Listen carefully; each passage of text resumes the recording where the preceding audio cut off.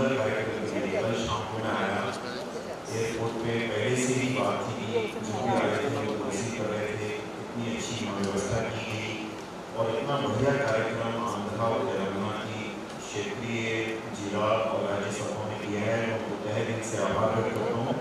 बहुत ही सुंदर व्यवस्था की गई है और अभी बहुत अच्छा सुंदर कल्चर प्रोग्राम होने वाला है जिसको हम उत्सुकता से देख रहे हैं।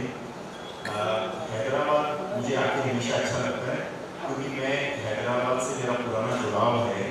1984 में मैं 1 साल के लिए यहाँ पे रहा और मैंने क्यों रहा था, मैं यहाँ पर श्रीरामपुर में IPS ट्रेनिंग मैंने की थी। मैं 83 बैच में IPS में था, तो यहाँ पर श्रीरामपुर में पूरे 1 साल मैंने ट्रेनिंग की और 1 साल में जोधपुर रहा। यहीं से मैंने वापस UPSC की सिविल सर्विसेज की परीक्षा दी हैदराबाद रहते हुए और उसके कारण मेरा IAS में सिलेक्शन हुआ। तो मैं हैदराबाद को हमेशा याद रखता हूँ और मुझे बड़ी खुशी है कि मैं हैदराबाद में आया हूँ।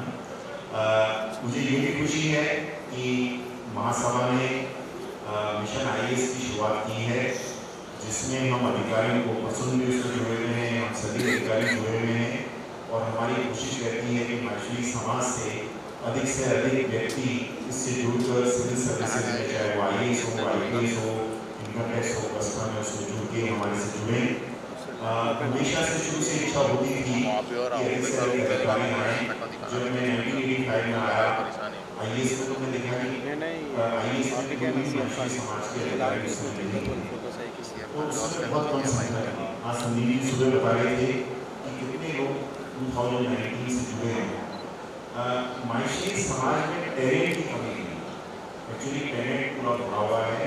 हमारा रुझान बिजनेस, CA और इसी की तरफ जाता है। अगर मैं हमेशा कहता हूँ कि अगर आपका बहुत अच्छा बिजनेस एस्टिमेशन है, आप बिजनेस में जाते हैं तो समाज के होनहार को उसमें नहीं आना चाहिए। पर बहुत सारे हमारे लोग जॉब और व्यवसाय में जॉब में लगे हुए हैं। माननीय रामपाल जी साहब भी आए हैं, स्वागत करता हूँ।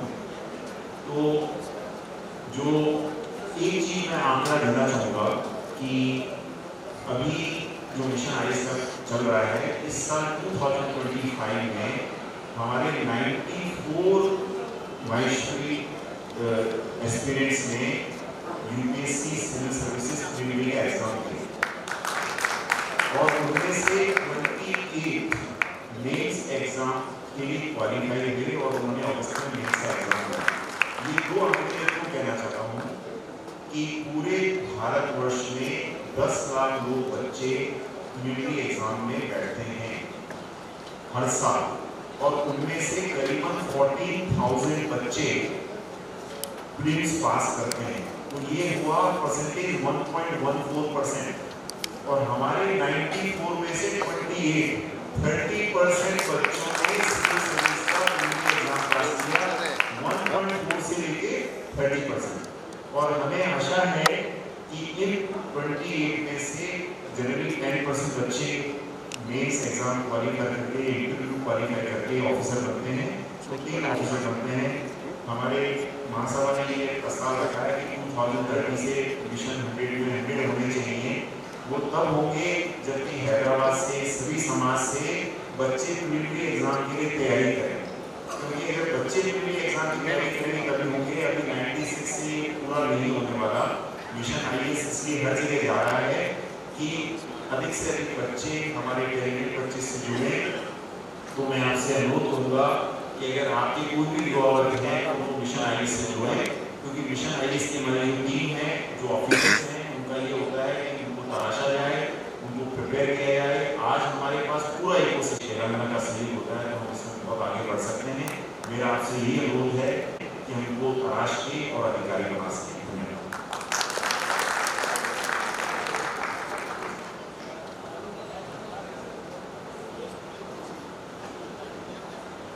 बहुत बहुत धन्यवाद गांधी जी।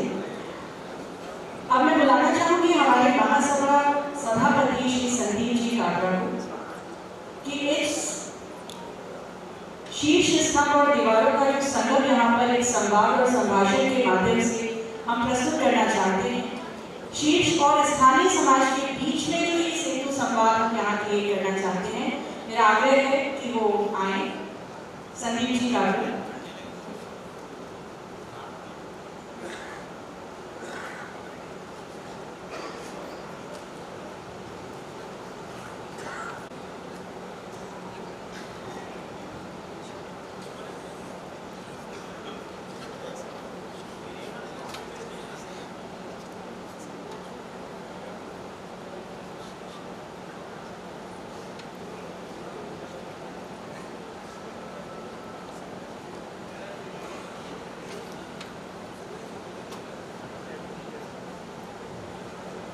तेलंगाना आंध्र प्रदेश मनुष्य समाज द्वारा आयोजित इस विशेष शेड्यूल कार्यक्रम में मनुष्य महासभा के पूर्व सभापति जी, मंच के सामने आदरणीय निवृत्तमान मुख्य सचिव हिमाचल प्रदेश श्री श्रीकांत बाली जी, मेरे भाई आदरणीय पुष्प कादरा जी, इस मंच पर बुलाए हुए भाई बहन जी, प्रदेश सभा के हमारे अध्यक्ष जी, इस अंचल के सभापति जी, इस हमारी महासभा के पदाधिकारी महामंत्री जी, संगठन मंत्री जी, कोषाध्यक्ष जी, महिला संगठन की हमारे स्थानीय स्थानीय समाज के हमारे अध्यक्ष महामंत्री जी, राजेश भाई नारायण और सम्मानित मंच सम्मानित सदन के सामने भी सारे आज सवेरे से महासभा की कार्यसमिति की बैठक और बैठक के बाद स्थानीय समाज संगठन का लगातार ये आग्रह रहा। आदरणीय वैसा हमारे स्वागत में मजाक में कहता हूँ मालिक बना हमारे आदरणीय महेश जी भगवत जी नाम लेना मेरा रह गया, मुझे भी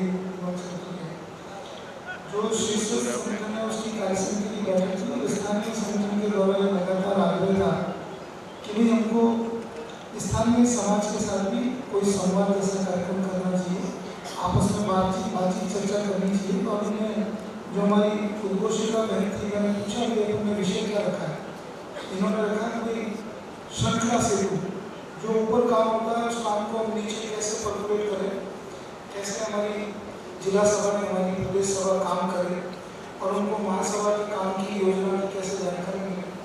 कार्यक्रम की कल्पना काफ़ी बड़े स्तर पर की गई, लेकिन मैं समझता हूँ दोपहर से जो भारी बरसात का मौसम देख रहा हूँ उसके बावजूद भी स्थानीय समाज के इतने सारे समाज बंधु और अपने महासभा से पधारे हुए सारे हमारे पदाधिकारी और हमारे सभी कार्यकर्ता राजधानी में हमने आज दिन में महासभा की योजनाओं की संगठनात्मक खूब सारी चर्चा करी।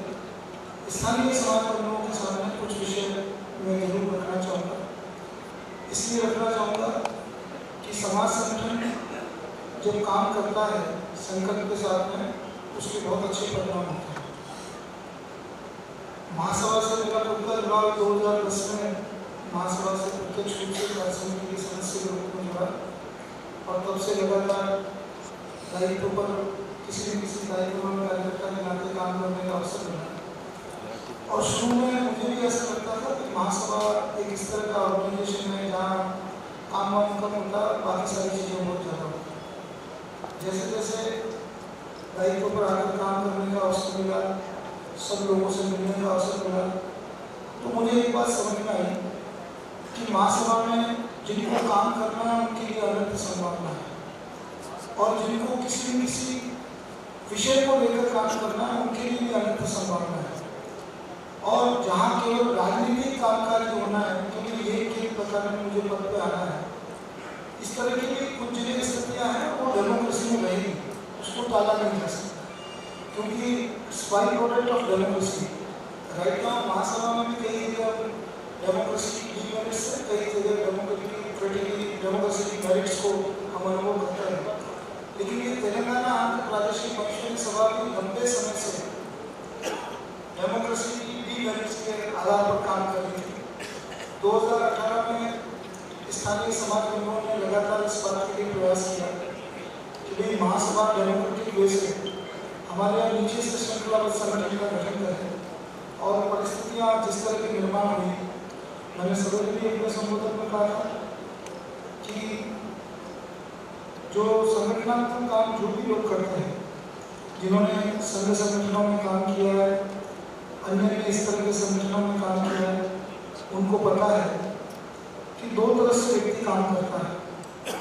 एक तो व्यक्ति पुरुषार्थ करता है, परिश्रम करता है। हमारे संघ में बोलचाल की भाषा में महेश जी इस बात को समझ पाएंगे, जो स्वयंसेवक है उनको अच्छी तरह पता है। हमारे यहाँ एक पद्धति होती है गणेश परिक्रमा, और गणेश परिक्रमा का मतलब ये है कि आप किसी बड़े नेता को पकड़ लो, उसके चारों तरफ परिक्रमा करते रहो, वो कभी कभी उपकृत करके आपको कुछ बना देगा, कुछ आगे बढ़ा देगा, जिसको हम बोलते हैं परिक्रमा। और एक पराक्रम है। पराक्रम का मतलब है जो अभी आप लोगों के यहाँ 2018 से पहले परिक्रमा पद्धति थी, और उस परिक्रमा पद्धति को आपने जो पराक्रम पद्धति में बदलकर आपने पराक्रम से तेलंगाना आंध्र प्रदेश महेश्वरी सभा के माध्यम से जिस तरह का काम खड़ा किया, मैं ये बात इसलिए कह रहा हूँ कि आश्चर्य होता है कि वही जगह उस पूरे काम में मुझे याद है, मेरे ख्याल से सितंबर महीने की 2018 की बात होगी, जयपुर में मीटिंग थी। आदरणीय शांति रामपाल जी, मैं खुद उस वक्त महामंत्री की नाते जिम्मेदारी थी। कितनी जद्दोजहद के बाद में, कितनी सारी स्थिति के बाद में प्रश्न ये नहीं हमने कोई लंका पर विजय प्राप्त कर, प्रश्न ये है या मन में संतोष और सुकून इस बात का। तो आपको बहुत सारी बधाई देता हूँ जिन्होंने समाज के सामान्य परिवारों को महासभा से इसकी योजनाओं से जोड़ने का प्रयास किया। ये वही भाग्यनगर है। पहले हैदराबाद का 2018 से पहले 2018 के बाद में ये भाग्यनगर हो गया। आज सवेरे में भाग्यलक्ष्मी की पूजा करने के लिए गया, 4 महीना सुबह जल्दी उठ के गया था। भाग्यलक्ष्मी की घटना में यहाँ आए हैं क्योंकि हैदराबाद का तो नाम ही भाग्यनगर है। हमारे लोग बोलचाल में हैदराबाद कहते हैं, लेकिन मेरे ख्याल से आप में इस संगठन की दृष्टिकोण से मैं मानूं तो 2018 में ये भाग्यनगर बना, उससे पहले ये वास्तव में हैदराबाद था। और हैदराबाद से भाग्यनगर की आपकी जो डेवलपमेंट की कहानी है कि किसी एक शहर फाउंडेशन बना करके प्राइमरी एजुकेशन के लिए अपना समर्पण करना तय किया। आपके नारायण जी बंद परिवार, सुबह नारायण जी और राम कुमार जी बंद परिवार ने अपने परिवार की ओर से आवास व्यवस्था में सहयोग करने के लिए आवास न्यास पिछले सत्र में बनाया। और इस सत्र में मैं अभी महेश जी को गिरा रहा था, मैंने कहा ये पहला ऐसा शहर है जिसमें 8 ट्रस्ट बने, एकमात्र शहर। महेश भगवती बंधुआ ट्रस्ट फाउंडेशन एक आज ही घोषित हुआ। विजय माननी जीएल माननी फाउंडेशन 2, कन्हैयालाल जी महावीर लोहिया फाउंडेशन जो उनका नाम है फाउंडेशन का, उनके दादा के नाम पे। हैदराबाद था तो सामाजिक भवन बनना, एक भवन पुराना शायद है नहीं, लेकिन सामाजिक भवन स्थायी रूप से बड़ा बनने के लिए जब तक ये भाग्यनगर में कन्वर्ट नहीं होता तब तक भवन बनने की स्थितियां नहीं थी। अब मुझे लगा कि हैदराबाद से भाग्यनगर में आया तो अगली बार जब आप यहाँ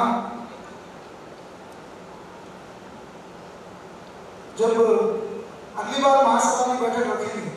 आज सवेरे अपने संबोधन में शांति ने कहा कि महेश जी भगवती जी बड़े इंटेलिजेंट है और अधिवेशन की जगह उन्होंने इस मीटिंग में, तो बात तो उनकी बिल्कुल ठीक थी, बात अधिवेशन की थी, लेकिन कोई बात नहीं, इसी बहाने से सही अब महासभा के लोगों को भी पता चल गया कि घर मजबूत है, देने वाले बहुत है और अधिवेशन भी हो जाएगा। आप कहीं किसी तरह की हमको भी मन में डाउट नहीं, क्योंकि पहले जो हैदराबाद की स्थिति सब लोग समझते थे, आज आने के बाद में जिस तरह का लोगों का भाव, जो समर्पण, जो कार्यकर्ताओं का भाव, केवल प्रश्न स्वागत सत्कार में नहीं, 2-3 कारण थे यहाँ मीटिंग रखने।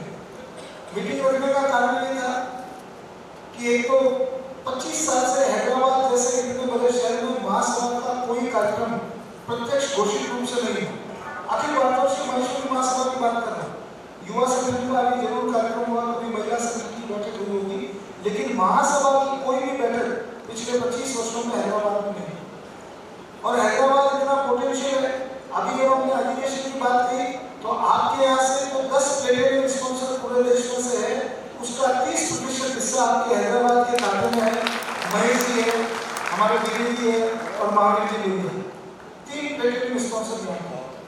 और एक मुझे लगा कि जिस परिवर्तन को लेकर, जिन सारे संकल्पों को लेकर आप लोगों ने यहाँ पर जो बदलाव का एक बयान चलाया, और बदलाव का बयान निजी स्वार्थों की निजी पदों की महत्वाकांक्षा के लिए नहीं, किसी को ऊपर नीचे दिखाने के लिए नहीं, समाज के लोगों द्वारा स्थापित सामाजिक संस्थाओं की प्रतिष्ठा और मान सम्मान को अक्षुण्ण रखने के जिस संकल्प को आप लोगों ने तय किया, वो चाहे यहाँ कोई फाइनेंशियल इंस्टीट्यूशन के नाते हो, चाहे वो किसी फाउंडेशन के नाते हो, अन्य किसी के नाते हो, लेकिन आपने एक बहुत बड़ा अभियान 2018 से चलाया और जिसमें आपके यहाँ के कार्यकर्ताओं ने समाज की साख को, समाज की व्यवस्था को अक्षुण्ण रखने के लिए पूरे प्राण और प्रण से लड़ाई लड़ी और उसमें हमने ये विजय प्राप्त की कि समाज की प्रतिष्ठा अक्षुण्ण बनी रहे, समाज के लोग बिल्कुल पाक रूप से साफ निकल कर, हमने यहाँ बड़े फाइनेंशियल इंस्टीट्यूट भी हमारे समाज के माध्यम से चलते हैं,